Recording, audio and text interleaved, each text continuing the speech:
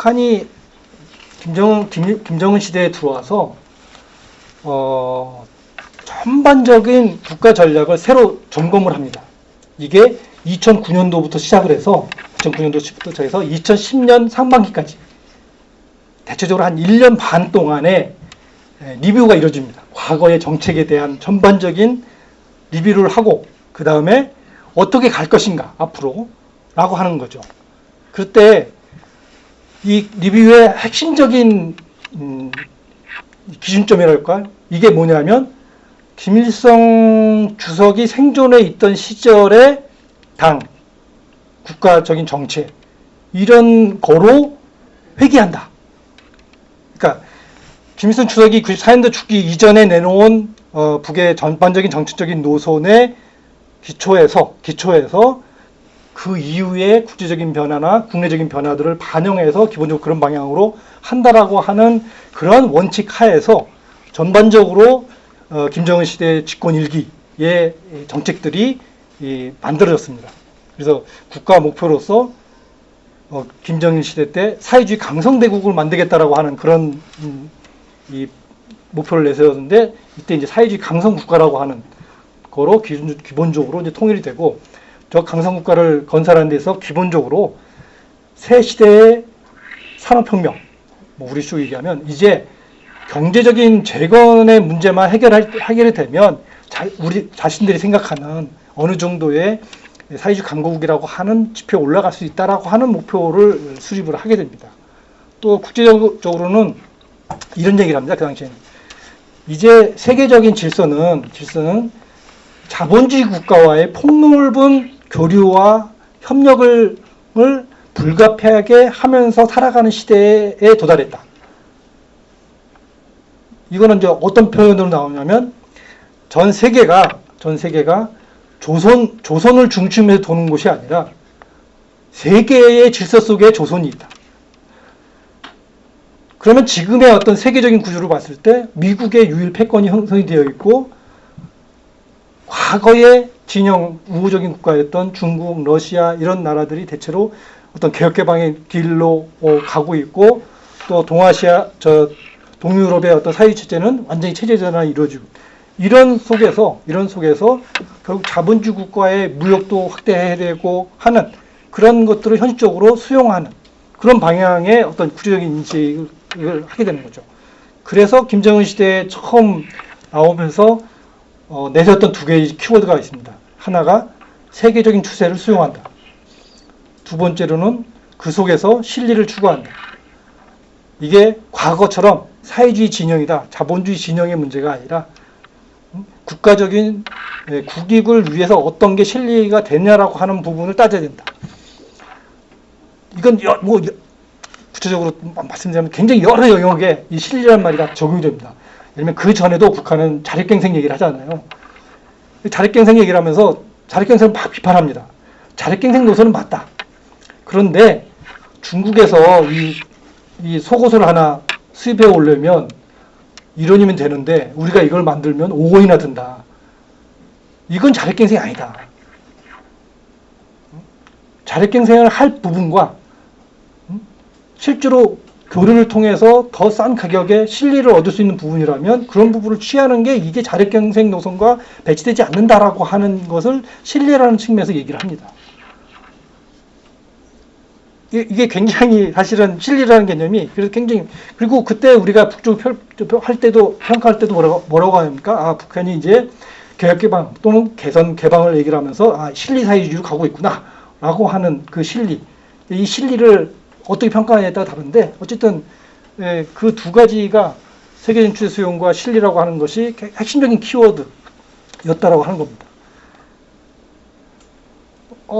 그러기 위해서 북이 이제 당면 과제로 전략적인 노선을 얘기한 게 경제와 핵무력을 동시에 발전시킨다.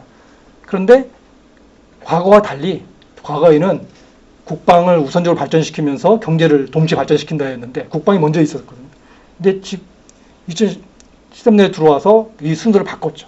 경제를 앞에 세우고. 그리고 2018년도에 가면 판문점 선언 이후에 북이 뭐라고 얘기합니까? 이제는 경제, 건설, 총노선, 총집중 노선을 얘기를 하죠. 그런 방향으로 이제 가겠다는 생각을 하고 있었던 겁니다. 그리고 경제 구상에서는 자 그러면 경제를 건설하기 위해서는 이게 자강력질, 자립경생이라고 하는 그 기본 정신은 유지하면서도 대외적으로 국제적인 이 스탠다드에 맞게끔 내부적인 경제 개선을 하고 경제 그 운영 방안들을 좀 바꾸고 세계적인 추세에 맞게끔 그리고 대외 개방을 해야 된다. 그런 부분들이 김정은 시대 일기의 기본적인 거였고 그러다 보니까 북의 입장에서 가장 대외적으로 가장 큰 숙제가 뭐냐면 결국 미국과의 관계 정상을 해야 된다. 지금 자본주의권과의 무역을 늘리고 한반도에서 평화 체제를 구축하고 하는 데 있어서 가장 핵심적인 것은 결국 미국과의 관계다.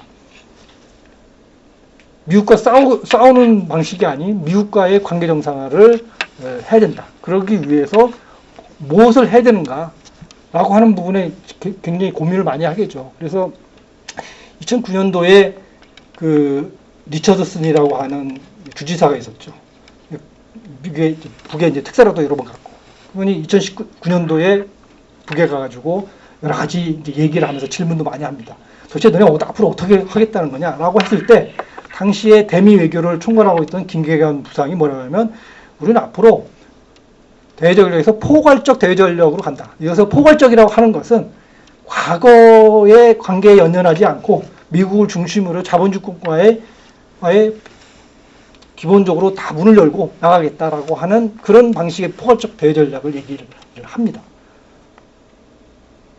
저는 그걸 상징적으로 보여주는 걸 어디서 봤냐면요. 2013년도면 김정은 위원장이 12년도에 정식으로 취임하고 이제 1년 정도 지났을 때입니다. 그때가 마침 또 7월달입니다. 7월달에 우리로 치면 정전기념일, 북에서 얘기하는 전승기념일에 김정은 위원장이 그 당시에 그 주간에 이루어진 10몇 개의 행사에 다 참가를 합니다. 참가를 했다기보다는 참가하도록 그 실무진한테 강요를 받습니다. 원래 그 메인 행사에 몇 개의 얼굴을 보이면 되는데 일일이 작은 행사까지 다 해서 완전히 마지막 폐막식 사진 찍는 장면까지를 김정은 위원장이 다 합니다. 제일 악권인 상황은 저는 그거였다고 생각을 해요. 전쟁 박물관, 우리로 치면 북의 박물관에 새로 개관해서 거기를 이제 김정은 위원장이 가는데 그때 150명의 해외 기자들이 동행했습니다. 당시 7월 행사에는 해외 기자들을 다 초청을 한 상태였어요. 그런데 그 박물관에 들어갔을 때 기자들 아시죠? 막 밀고 막 근데 그거를 경호원들이 거의 제재를 안 했습니다. 김정은 위원장이 기자들한테 막 떠밀려 다닙니다. 북에선 있을 수 없는 일입니다. 저는 북의 당시에 대남당당 비서가 김양건 비서인데 이 세대들이 새로운 후계자를 아주 혹독하게 훈련을 시킨 거죠. 향후에 외교를 위해서 뭐 예를 들면 미국에 간다든지 일본에 간다든지 대외적인 정상회담 할 때에 관례적으로 세계적으로 이루어지는 행태들에서 다 이제 사전 저는 교육을 시키는 과정이었다고 봅니다. 그 정도로 어쨌든 대외적으로 나가야 된다라고 하는 거 그리고 경제 중심으로 가야 된다는 거 뭐 등등에 대해서 일정하게 논쟁의 결과 북중 내부에 사회적 합의가 있었다고 봅니다. 물론 아까 제가 말씀드렸지만 이 길은 이건 아닌데라고 생각하는 사람들도 북중 내부에 상당히 많이 있었습니다. 아마 2000년도에 북을 한 번이나 갔다 오신 분이 계시다면 북쪽에 만나서 이야기하는 사람마다 생각이 편차가 굉장히 있다라고 하는 것을 사실 좀 알 수 있습니다. 자, 그런 부분에서 대남 노선은 뭐 여러 가지 강원 전략을 썼죠. 어떤 때는 막 협박도 하고, 어떤 때는 막 대규모 교류 행사 다 하겠지만, 기본적으로는 하노이 회담까지 하노이 회담이 결렬될 때까지는 대미 노선과 북미 관계와 남북 관계를 동시에 병행적으로 발전시킨다. 라고 하는 노선에 기초해서 10년간이 이루어졌다. 그런데 이런 부분들을 전환할 수밖에 없는 그런 조건이 이루어졌습니다. 뭐죠?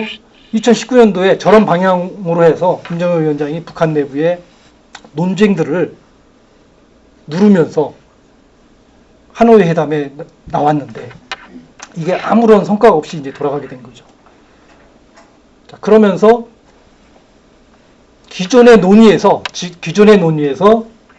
이런 논의를 주도했던 북쪽의 어떤 브레인들이 대체로 보면 북에서 이제 밀려나기 시작합니다.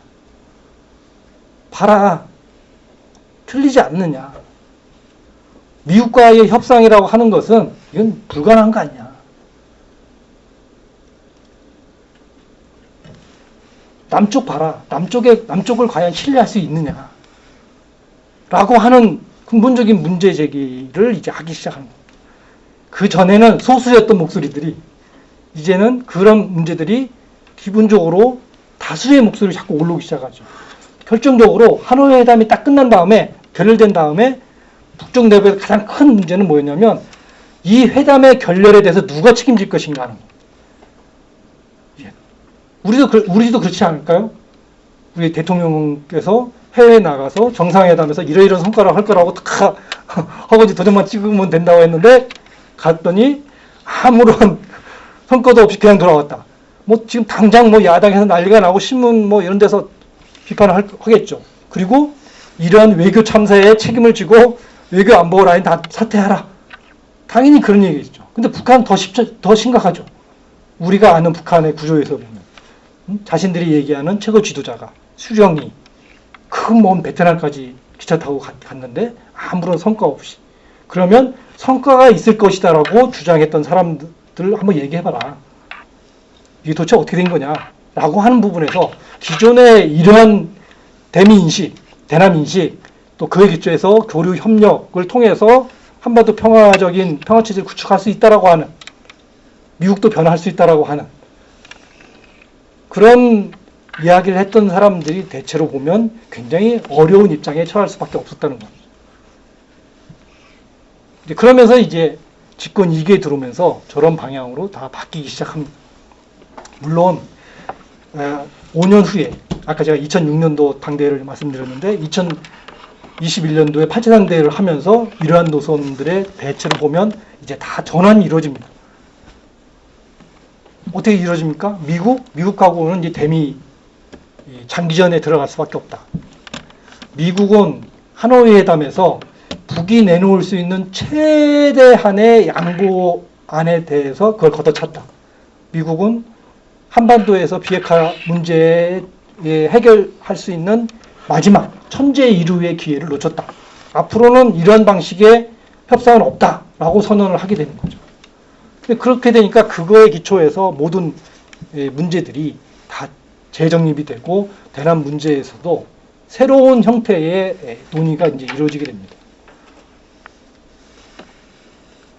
그러면서 제가 생각하기에는 두 개의 국가 이거 인정하고 가자 라고 하는 것은 좀 이해할 수 있었습니다. 현실적으로 북이 내세운 핵심적인 내용을 보면 그런 거 아닙니까? 80년간의 남북관계를 결산을 해보니 논의해보니 남은 게 아무것도 없다. 전쟁이 끝난 직후에 그 시점이나 지금이나 도대체 달라진 게 과연 뭐냐 근본적으로. 자, 그렇다면 현실적으로 지금 남과 북은 조선민주인민공화국과 대한민국으로서 유엔의 승인을 받아서 어쨌든 두 개의 국가로 들어가 있는 이런 현실적인 그런 조건을 인정하고 이 한반도에 두 개 국가가 있다라고 하는 그 전제 하에서 남북관계에 또 전반적인 새로운 전략 전술을 짜야 되는 거 아니냐라고 하는 목소리가 나오기 시작합니다. 그게 처음에는 아마 전술적으로 나왔을 가능성도 있어요. 그래서 전술적이라고 말씀드리는 것은 뭐냐면 2022년도에 대미, 대남 외교를 당연히 총괄하고 있는 김정은 위원장의 여동생인 김여정 부부장이 그런 얘기를 하죠. 제발 서로 간섭하지 말고 평화롭게 살자.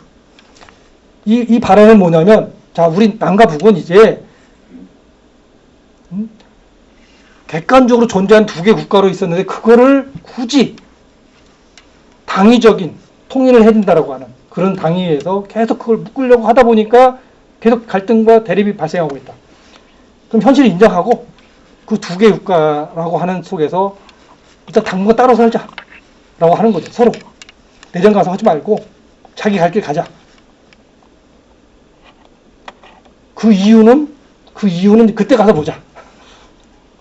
뭐 이런 처음에 출발은 아마 그렇게 출발했을 거라고 저는 짐작이 돼요. 왜 그러냐면 북이 22년도에 하노이 회담 끝나고 나서 남북 관계를 대적 사업으로 이제 남북 간의 어떤 그런 관계를 주적 개념으로 이제 바꾸는 그런 걸 하고, 잘 아시겠지만 충격극복으로 개성 공단의 관리 사무소를 폭파시키지 않았습니까? 그 참 우리로서는 참 충격적인 거죠. 아니 그 남북관계 그렇게 안 주시면 그냥 그걸 다른 걸로 활용하면 되지 왜 그거를 폭파까지 시키는가 라고 하는 것은 북이 두 개 국가를 내세우면서 평양 입구에 있었던 3대 원장 기념탑을 해체해버리죠. 이것도 참 이해하기 어려운 구조인 거죠. 아니 그것은 과거 김일성 김정일 시대 때 어쨌든 그 다양한 성과로서 그냥 그 얘기를 하고, 그러나 지금 우리는 새로운 이런 걸 났다라고 얘기를 할 수도 있는데 그걸 완전히 그냥 하루아침에 해체를 시켜버립니다. 이거를 어떻게 이해해야 될지, 이게 북의 어떤 새로운 세대들의 어떤 사고방식이나 이런 것인가. 만약에 기성세대, 그 이전에 남북관계를 다루었던 사람들이 북의 발언권이 계속 유지를 하고 있고 그 사람들이 주류였다면 그렇게까지 했을까라고 하는 생각을 우리 해본다는 겁니다. 그런데 어느 시점에선가 북이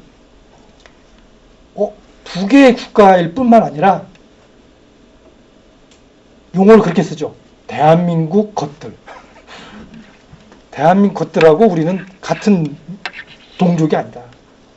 같은 민족이 아니다라고까지 이제 이야기를 하기 시작하고 있습니다.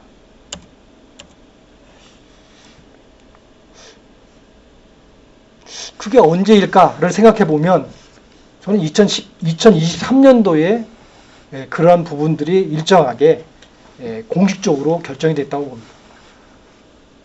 거기에 미친 영향들은, 첫째는 2023년도에 북의 경제가 굉장히 플러스 성장을 했습니다. 굉장히 제재도 심해졌고 뭐 여러 가지가 있었지만 어쨌든 2023년도에 자력갱생으로 어쨌든 특히 농업 분야에서 굉장히 큰 성과를 이루었습니다. 두 번째로는 좀 과장해서 말씀드리면 이틀에 한 번씩 한미합동군사연습이 진행이 됐습니다. 2023년도에. 그러니까 1년에 한 반 정도의 기간 동안 한미합동군사연습이 이루어집니다. 세 번째로는 9월 달에 북러 정상회담이 열렸죠. 이 북러 정상회담이 저는 가장 결정적인, 현실적인 계기였다고 봅니다. 이 북러 정상회담을 통해서 북은 두 가지를 얻었다고 생각합니다. 하나는 북이 추진하고자 하는 여러 사업들을 추진할 때 제일 필요한 게 뭡니까? 돈이죠. 우리가 북쪽에 어떤 경제건설 구상을 내세우고 막 이럴 때 우리가 항상 북쪽을 비판적으로 평가할 때 뭐라고 합니까? 구상은 좋은데 너네가 무슨 돈으로 국제 경제제가 이렇게 이루어지고 있고 해외 자본 유입도 안 되는데 자력갱생이라고 하는 것은 아랫돌 빼서 윗돌 맞기다. 한계가 존재한다. 보통 이렇게 얘기하는 거죠. 그런데 작년 9월달 북러 정상회담에서 북은 자신들의 경제개발 계획에 필요한 재원을 거의 약속을 받았거나 확보를 했다. 첫 번째. 두 번째로는 푸틴의 답방에 대해서 확실한 담보를 확보했다. 그리고 푸틴의 평양 답방이라고 하는 것은 이번 6월달에 정상회담에서 나타나듯이 북러 관계에서 포괄적 동반자 협력 조약을 새롭게 함으로써 한미 합동 이 한미 또는 한미일 합동 군사 연습에 대해서 안보적으로 뒷배경을 러시아가 확실히 해주는 그런 군사동맹 체제를 부활시킬 수 있는 그러한 형태들에 대해서 담보를 확보했다라고 하는 거죠. 자, 그러면 9월부터 작년 9월부터 전원회의가 있었던 12월 달, 요 3개월에 어떤 새로운 논의가 이루어지면서 지금 우리가 지금 맞닥뜨리고 있는 두 개의 조선론, 두 개의 민족론으로 노선이 정리된 게 아닌가라고 하는 생각입니다. 굉장히 갑작스럽게 된 거죠. 갑작스럽게 됐다라고 하는 것은 여러 측면에서 저는 생각해 볼 수 있다고 봅니다. 저걸 하기 위해서는 저렇게 정치적인, 대외적인 측면에서 뿐만 아니라 내부적으로 많은 준비 절차를 거쳐야 되는데 지금 북쪽 내부에 그런 준비 절차가 거의 안 된 게 아닌가. 역사 교과서도 새로 써야 되고 민족, 결의, 동포 이런 것들이 들어가 있는 여러 가지 것들을 어떤 방식으로 어떻게 쓰지 말라가 아니라 앞으로 이거를 이렇게 대체해서 써야 된다라고 하는 그런 지침이라는 게 나와야 되는데 아직까지도 그런 부분들이 없습니다.